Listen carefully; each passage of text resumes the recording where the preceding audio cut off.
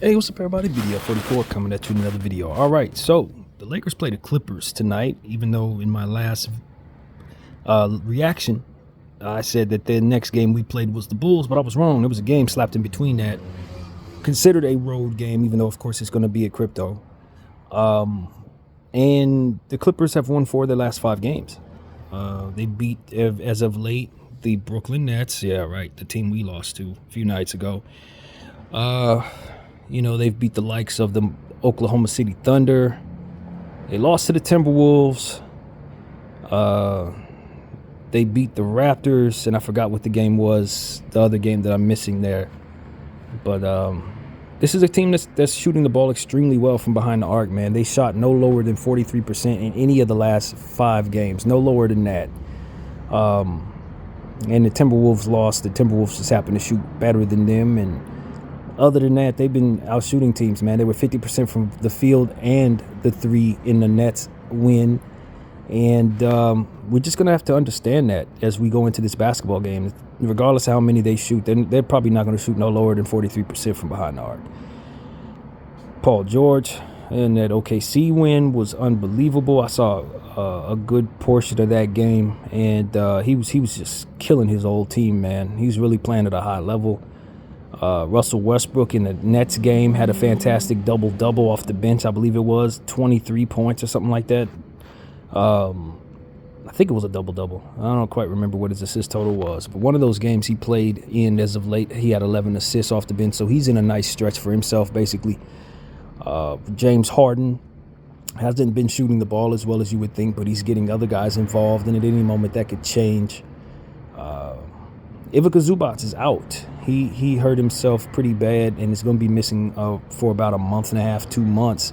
So that should leave them a bit thin out there. They got Mason Plumlee playing some center. But this is a opportunity for Anthony Davis to really attack a shorter team tonight. So if he goes off, I think it gives us our best chance to compete with this team. But with LeBron James being out for this one with an ankle, we're not favored to win, man. We're not favored to beat this team. We've already beaten them twice this year. We were excited about how we matched up with them in the last game. So hopefully those matchups can continue to be in our favor with wings that can defend and stretchy, long-armed players that can kind of affect them in the mid-range. We really do match up well with them, but without Bron being available tonight, it's just going to be a tall task.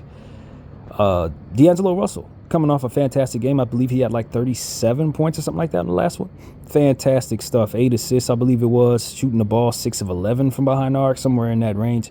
Just really, really, really great stuff over the last several games. And with him being on the trade block, you just expect for him to continue to try to play well, to try to raise his value overall in this league, man. This is a very talented basketball player who struggled, having been benched in the previous weeks, and since being brought into the starting lineup, he's just been on an all-star-like tear. So we're really happy with D'Angelo Russell's play and hope that he can be his very best self tonight against the Clippers, so that we can have our best opportunity. If he and AD are really playing well, we can keep this thing close.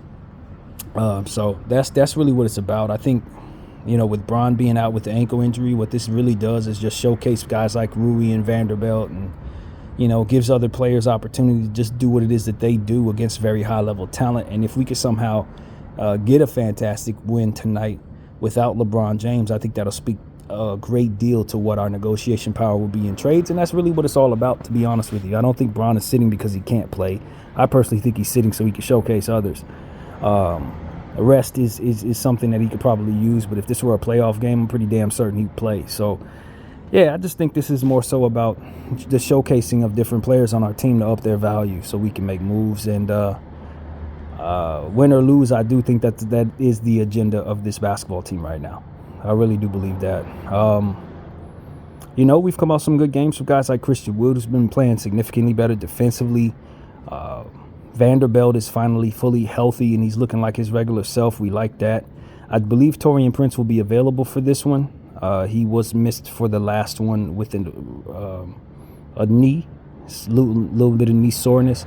So hopefully our coach will utilize him in a way that brings out his strengths and doesn't overplay him, so that we can have an opportunity to defend those wings with more talented defenders, for which we have in like Vanderbilt and Rui. I'd rather see them out there a bit more tonight. Rui, speaking of Rui, he's been playing pretty poorly. With his name being in trade rumors, he's been the opposite of D'Lo, and he's really struggled with that. So hopefully we can have a bounce back game with him tonight. Maybe he can get in that starting lineup with Bron being out. Austin's coming off a really good game. Hopefully he can stay on that trajectory. I called him out in the last one. He answered the bell. Was aggressive, particularly in the third quarter, with 3 straight buckets, and hit his 3-ball very well, efficiently. So we just need him to continue to look for his shot, continue to be aggressive, continue to try to get to the line. And, that's really what it's about, aggression from Austin Reaves. I want him to be looking to score more than he has in the past, because that's really what we need from him. And given the fact that his defense is not effective, his offense must be. So that's really what it comes down to with him. Cam Reddish is coming off a really good game. We were talking about how fantastic he looks slashing at the bucket. Don't necessarily love him shooting the 3 or being asked to be a spot-up guy in any way, but if you get him cutting to the basket, he can really do some great things, laying the ball up, and his footwork's fantastic getting to the rim. So I like that aspect of Cam Reddish and want to see that continue to be utilized more so. And, man, this is what it is. We're going to get a chance to see our others. Anthony Davis and the others will be out there. No Bron, so that means D'Lo gets the ball in his hands. Austin gets the ball in his hands, going up against a very, very, serious contender. So you get to see how they look against good guys, not just lesser talent, for which we've been going up against Portland and the Nets, for which we split those games, which is inexplicable. But ultimately, it was the case. And so hopefully we've learned from that Nets loss, where we came out in the first quarter like gangbusters and proceeded to just not keep that same energy, and give us a little more of what we saw against Portland, which was us playing 48 minutes of good basketball and showcasing D'Angelo Russell in the way that he probably should be showcased every night. So hopefully he can continue to shoot this well. Hopefully he's still in that rhythm, and we can get the best out of him tonight. Now, of course, anything can happen between now and that game start, because of course trades are happening by the second. So who knows what will actually be the case, but I would imagine if those guys are still on the team, then this is what we would expect to see. But yeah, it's going to be an AD night, man. It's an AD night. Feed AD as much as possible. Hopefully D'Lo's still feeling the same way he has, so he can continue to give us above 30 points. That would be wonderful. Like I said, I don't expect to win this basketball game. Not at all. They're just going to outclass us without Bron out there, in my opinion. If they're doing what they're supposed to do, they don't have anybody that they're missing other than Zubats, for which they have such talented wings and such capable wings that I don't know that it's really going to hurt them too much to not have them out there, to be honest with you. They could just spread out the floor even more so and have more ball handlers and stuff like that. So, with the Clippers, you just understand that you're dealing with Norman Powell, you're dealing with Russell Westbrook, Paul George, Kawhi Leonard. All of these people will be available tonight. Terrence Mann. You know what I'm saying? Daniel Tice is kind of going to play some center there, so I'd expect AD to have success against Daniel Tice. And, that's really what it is, man. We just got to feed AD a lot, man. Hopefully, like I said, D'Lo has it going. Hopefully, Austin gets it going offensively. And hopefully, we can have a bounce-back game from Rui. Rui is who I expect to bounce back after playing really bad over the last several games. We need him to play better, specifically. So that's where we're at, man. That is the situation, man. More Christian Wood minutes would be great. He's been really good. So without Bron out there, we're going to need his abilities on both sides of the floor. And we'll see what Darvin wants to do, man. Darvin's rotations, we got Torian back, we got Cam back. So does that mean they both going to play 40 minutes tonight? If so, don't expect to win. I'm just telling y'all the truth. Don't expect to win if he does that. But if we lean into Vando a little more, Rui, D'Lo, AD, Austin, we should. If we get more of them and less of what it is that Darvin's prone to do, if he don't get in the way, then I think we'll have a very competitive basketball game tonight, honestly. But if we just leave Torian out there to get cooked by Kawhi all night, then don't expect success, man. It just is what it is. I'm cut and dry when it comes to this type of stuff, because we've been watching it now for 40-plus games, and it hasn't yielded us anything better than a 500 record. And with Bron not out there, I think we have a prime opportunity to really showcase some people that we're ultimately hoping to trade away, man. I mean, hey, it's cut and dry, simple and plain. That is what's going on. And I hope Darvin doesn't miss this opportunity, man, doing stupid stuff that he's prone to do. So that's really what I have to say, man. This pregame video ain't that long, man. The Lakers are going to be wearing their yellows on the Clipper floor. It is definitely a home game for the LA Clippers, and we are going to see them in their blue uniforms tonight. I really don't know what else to say, man. I'm over this season. I'm ready for the Lakers to make moves that are going to make us more healthy of a basketball club for next season. This season is a wash to me. I just don't think this team has the DNA of a champion unless they do something significant, for which I don't know is possible. We talked this morning in a pregame Laker video, or rather a Laker chat video, where we were talking about the Lakers possibly going after a big name star, but like I don't even know we have the most competitive package to get that star. If the league knows that star is on the block, then it'll be like 8 or 9 teams trying to give up more than what we can to get him. So it's like a lot of the stuff that the Lakers are trying to do, I don't know if they'll be able to do. I read something that said we might be trying to get Dennis Schroeder back. I'd love to have Schroeder back, but I mean, he ain't moving the needle, man. He's just a guy to bring back for sentimental reasons and continuity reasons, but he ain't going to get you a championship. The Lakers need to get better than possible in order to be a champion, in my opinion. And with Darvin prone to doing the Taurean Prince thing, I mean, I know better. I know better. We got to get much better than probably would be possible, man. So we're just going to enjoy these regular season games. We're going to try to get ourselves into the play-in tournament. We're going to see if the trade we make can make us significantly better. But if the trade deadline goes by and we haven't made anything big happen, then I don't expect to win a championship. You know, and I've already told y'all how I feel about LeBron James possibly leaving. I support him going to play with his son. I just don't want to see my team get run over by that bus when it comes. You know what I mean? He can play with his son somewhere, but we just got to make sure we take care of ourselves if that's what's going to happen, and as to which you need to be trading him to get the value to recoup for his services. And nobody seemed to want to have that conversation. Everybody acting like that's not going to happen, so they're going to get hit by that bus, man. I'm not going to be the guy on my channel acting like that's not happening. Not me. You can do that everywhere else. Not here, though. We're going to talk about what everybody's afraid to, because politically it's not correct to do that. And I don't play them games.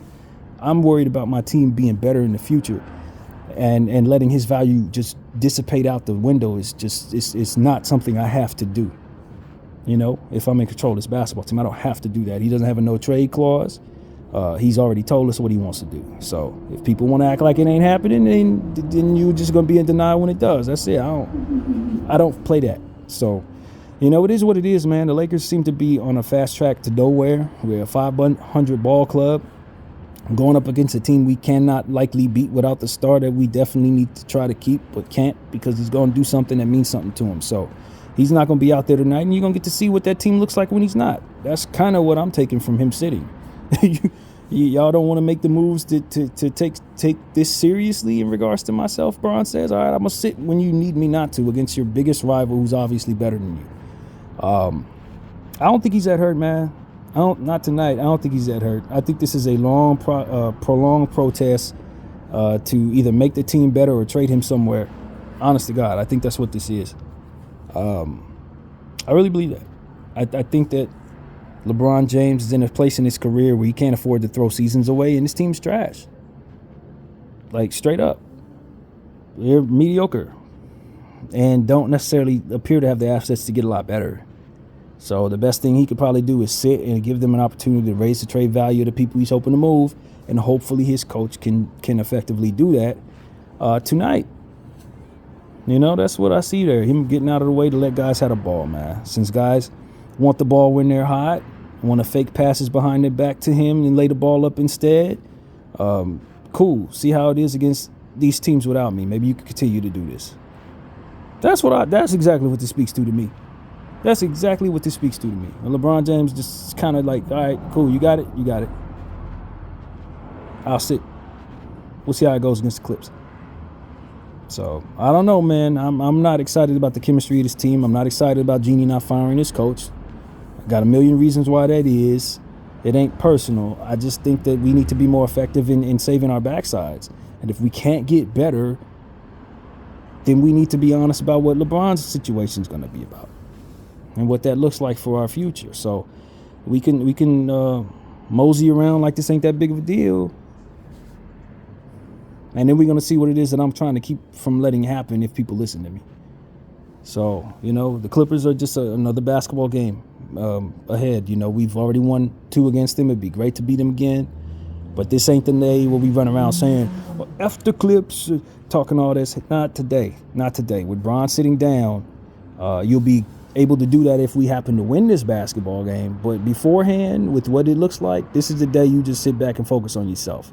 And just because the Clips happen to be the team we see, that ain't really, this ain't the day to be sitting up talking about how they this or how they that. They're in a much better position than we are in right now. And that's all that should matter. Let them be who they're going to be. We'll be able to talk if we are able to overcome them. But that's about as far as I'm going to take it with the Clippers tonight. I don't have the patience or the confidence in this team right now to be woofing about a rival that is just simply playing better than us right now. I don't. We got to fix our in-house situation before we're ready to do all that. So that's really what it is. Hopefully the Lakers can make us feel great about that. But, it's going to be a very, very tough task without LeBron James tonight. And I think that the chemistry is fractured, and I think the strategy is going to have to be much better than it's prone to be in order to compete. I really believe that. So, I know we just came off a Portland win, but it don't even feel like that game even happened. I'm still stuck on that Brooklyn Nets loss, kind of, to be honest with you. We did look good in that last game. Like I said, D'Lo looked great, but everybody was somber at the end of the game because of the trade rumors, which is only further fracturing this overall team. So it is what it is. I would love to say, GM, get it over with, but that's not how this trade market works, and I'm knowledgeable enough to know that the market will dictate, and other teams will dictate whether or not you're ready to move. If you could just get what you want and pluck from other teams the way you would, then we'd already have that stuff. So it doesn't work like that. So it pays me no positivity to say hurry up and make a move. I just know better. But it would be great if something could happen that we would appreciate and that we value more so than what we have. And all I'll say in regards to that is please don't trade D'Lo away for garbage. I'd rather him expire and take my chances with him opting out than bringing back a lesser talent on multiple years just to say we did something. I'd rather not. So, yeah, that's where I'm at, man. That is exactly where I'm at. Rather bleak, rather negative, to be honest with you, with this Laker team. They've just been lackluster this year after winning that NBA in-season tournament. We ain't really had a whole lot to be excited about, not a whole lot to celebrate. And I just feel like we're in a really bad space with our chemistry. I really believe that. I think players like one another, but the coaches and tiers and favoritism and all different types of stuff that's just been rearing its ugly head. It reminds me, to be completely honest with you, of when we had BI and back in the day when we were getting ready to trade those guys, and just how fractured our team looked at that time and how bad they played. And how Bron was sitting games and stuff like that, just like he's doing here. It just speaks to guys not being one. They're not on the same page. They're not a unit right now. They're waiting to see where they will end up. And it's hard to really believe in a team when that's the circumstance surrounding them. So after going through this for several years in a row, this is how I come about addressing it.